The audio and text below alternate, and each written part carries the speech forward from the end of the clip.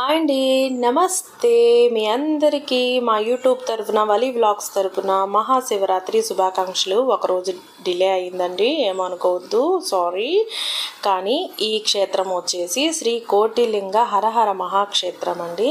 ఇది మేము అనుకోకుండా శివరాత్రి రోజు ఇలా వెళ్ళామండి. ఇది కూడా మా పుణ్యం చేసుకుంటే దక్కిందని అనుకుంటున్నాం మేము. ఇక్కడ ఈ క్షేత్రంలో వచ్చి కోటి లింగాల ప్రతిష్ట చేశారండి. అసలు ఎంత పెద్దగా ఉందంటే గుడి చూడండి, 4 దిక్కుల ధ్వజస్తంభాలు ఉన్నాయి. అంటే తూర్పు, పడమర, దక్షిణం, ఉత్తరం అన్నమాట. చాలా పెద్దగా, అసలు ఎంత పెద్దగా ఉందంటే చూడండి మీరే.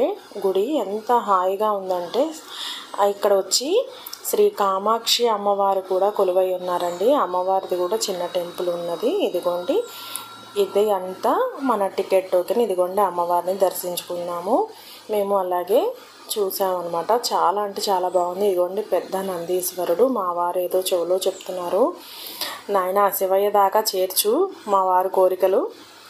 అలాగే ఇదిగోండి ఇలా చూసుకొని, ఈ స్వామి వారి పేరు ఏంటంటే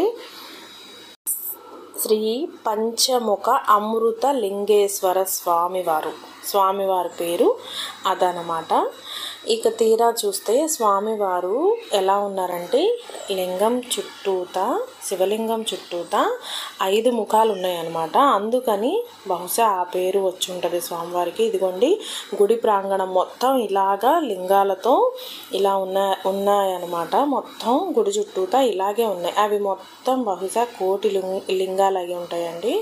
ఇదిగోండి ఇలాగ ప్రతి చోట అలాగే ఉన్నాయి. ఎవరికి ఈ పలానా దగ్గర మనం అభిషేకం చేసుకోలేదు అనే బాధ అక్కర్లేదండి. చక్కగా ఎవరికి ఎక్కడ అభిషేకం చేసుకోవాలి అనుకుంటే అలా చేసుకుంటా ఉన్నారు. చాలా బాగా. ఇదిగోండి మా వారు కూడా ఇక్కడ చేశారనమాట.